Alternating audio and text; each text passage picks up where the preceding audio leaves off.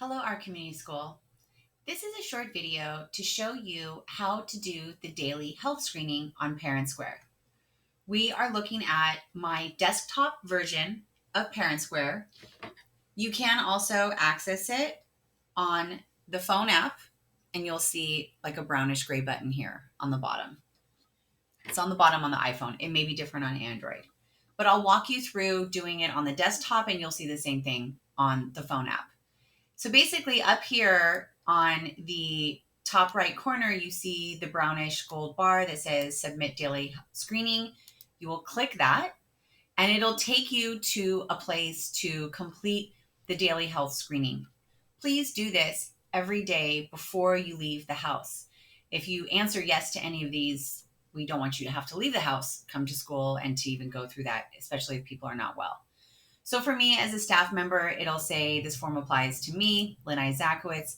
You will see your children listed here. If you just have one child, you would just click the one. If you do have multiple children and multiple children coming to campus, you will need to complete a form for each child. And then you go through and you have two questions that it asks.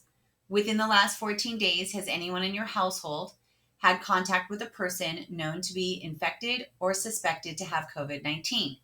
And you answer yes or no. For me, the answer is no. And then, did any of the following symptoms first appear in the last 48 hours? So this is for the person that the form applies to. So do they have a fever? Did they have a headache, cough, sore throat, shortness of breath, chills, muscle aches, loss of taste or smell, or gastrointestinal? Now, these are the symptoms, key symptoms for COVID-19. You may say, oh, well, they had gastrointestinal because specifically why. Like, oh, I wasn't sure if that food was spoiled yet and they ate it. Not saying that anyone does that, but if you know that there is reason for something. For the most part, though, if you notice in the last 48 hours you had these symptoms, they're still lingering, right? It's one thing if I had a headache and it went away, but if I'm having a headache that's kind of lingering and been there for a long time, then you're going to want to answer yes. For the most part, most of the time, we're answering no. And we've talked about this before in some other videos.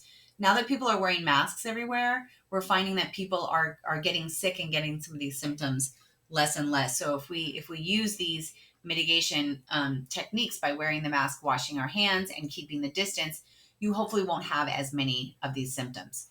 If you click no, and then you go through and you basically sign your name, and mine has an auto fill. You can, electronically like write your name and hit submit, and it'll get submitted. It'll say thank you very much, and it'll show you where your submission is. I am going to show you what happens if you hit yes. So I do not have any of these symptoms today, but this is just a sample for you all. If you hit yes, what will happen? I'm going to go ahead and hit submit, and a pop-up will appear that tells me that I responded yes to one of the questions in the form. Please stay home. Do not appear on campus and refer to the guidelines. If this screening form is for an OCS student, please call the attendance office to let them know that the student will be absent. And if the screening is for an OCS employee, contact the supervisor. So this is important because if you received a yes, right, to one of these, we want them to stay home. When you call in, you can let the staff that answers the phone know we did the daily health screening, and one of our answers was yes, and therefore the child is staying home, and someone will follow up with you. We want to make sure that hopefully they are just sick, right? Hopefully there are just some of those symptoms and it isn't something connected to COVID. And so that's why it's important for us to know. We do receive every day a report that says who's completed this form.